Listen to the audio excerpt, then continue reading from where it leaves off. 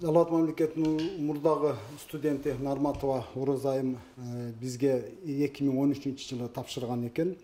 Орто кесиптик билими тууралуу дипломдун негизинде бизге 3-курска кабыл алынган. 5-семестрден баштап 12-семестрге чейин окуган.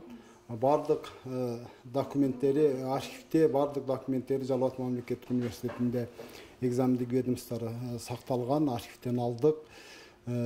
9-10 семестрде экзамендери толук тапшырылган, бирок акыркы маалыматтар боюнча ошол сессия убагында Нарматова Оразайым Кыргыз Республикасынын аймагында болгон эмес.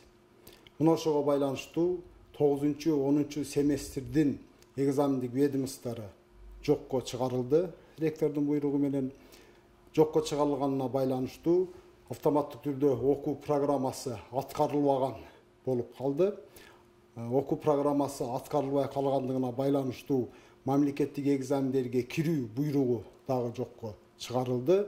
Мамлекеттик экзамендерге кирүү буйругу жокко чыгарылганына байланыштуу Жалал Абад мамлекеттик университетини берген диплому кайра артка чакырылып алынды.